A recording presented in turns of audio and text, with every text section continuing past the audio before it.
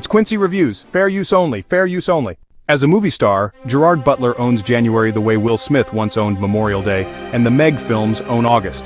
That Butler's B-movie thrillers now hold sway over the frozen, box-office light oblivion of the early weeks of the year may seem a Pyrrhic victory, but at least he's the king of something. And Butler's brusque, beady-eyed, scowling Hulk charisma has aged well. A quick-fire actor in a caveman's body, he has the ability to lift a piece of pulp so it almost seems like a real movie. For much of its 2-hour and 24-minute running time, Den of Thieves 2, Pantera, the sequel to Butler's Cops vs. Crooks heist thriller from 2018, does a satisfying impersonation of a high-end crime film.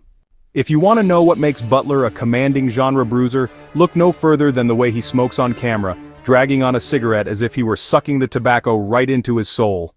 In Den of Thieves 2, Butler returns as Big Nick O'Brien, an LA cop at the frayed end of his tether. There's a new team of burglars, they're Balkan thugs who speak in naughty accents, and O'Shea Jackson Jr. is once again on hand as Donnie Wilson, who by the end of Den of Thieves was revealed to be that film's underworld mastermind. Having successfully robbed the Federal Reserve by stealing a mountain of about-to-be shredded bills, so no one would know they were missing, Donnie escaped to Antwerp, which is where he now hooks up with Giovanna, Evan Ahmad, who leads a team of thieves known as the Panthers. Pantera is the code name for the police task force out to stop them. The film opens with the Panthers, disguised in SWAT gear, lifting a cache of diamonds from a jet that flew in from South Africa. But those diamonds are just going to be the bait. In Nice, Donnie and Giovanna, posing as wealthy jewel connoisseurs, launch a plan to fence the stolen gems at the World Diamond Center, a public fortress, sort of like a Swiss bank for precious stones, that's patrolled like a castle, with a phalanx of security guards and 137 surveillance cameras. Once set up there, they launch their real plan to break into the World Diamond Center's inner vault. That's an Ocean's-level job. And Donnie, played by Jackson with a newly nimble cosmopolitan savoir-faire, is going to have a partner he didn't expect. It's Nick, who has tracked Donnie down and wants to join the gang, which he does by parading his newly divorced, down-in-the-dumps cop's life as a turncoat sob story. In reality, Nick wants to get his revenge on Donnie by entrapping him. But the plot of Den of Thieves 2 is a have-your-heist-and-eat-it-too con within a con, with Nick and Donnie as both adversaries and buddies. How could we not want to see them succeed? Nick, brandishing an International Marshal's badge, it's expired but who cares, has formed a hidden alliance with a Belgian police chief, Hugo, which allows him to strut around the Antwerp police station, mangling the pronunciation of croissant and generally pushing his ugly American rebel boorishness. He does the same thing when infiltrating the thieves, and it's a kick to see Butler take the piss out of these Euro thugs or get blasted on hashish on the dance floor.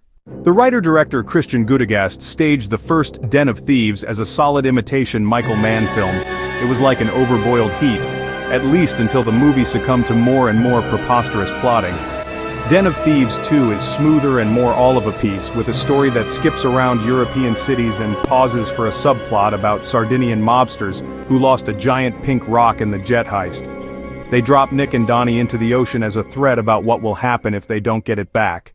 The heist itself is brash, fun, and impossible to believe, which for me, kind of tamped down on the fun. The Panthers learn that most of the surveillance cam images aren't visible on the guard's monitor at any given moment. They hack the grid to learn which shots flash into visibility when. But the notion that they could somehow coordinate all this with where they are in the fortress at any given moment, hallways, elevator shaft, vault, it's a ruse too far. Watching Den of Thieves 2, you don't so much suspend your disbelief as slip it a sedative for about 25 minutes. Yet Gudegast, for all his casualness toward plausibility, is an energizing filmmaker. He keeps the mano-a-mano standoffs humming, and he's got a sixth sense for how to showcase Butler as a glamorously disheveled schlock version of Dirty Harry meets Popeye Doyle meets Lethal Weapon gone lone wolf. Butler has been a star for 20 years now, and in that time he has fought an array of political terrorists in the Has Fallen films and faced off against forces as disparate as ecological disaster in Greenland, Russian kidnappers in Hunter Killer, and anti-colonial guerrillas in Plane. But the Den of Thieves films could turn out to be Butler's most rock-solid franchise.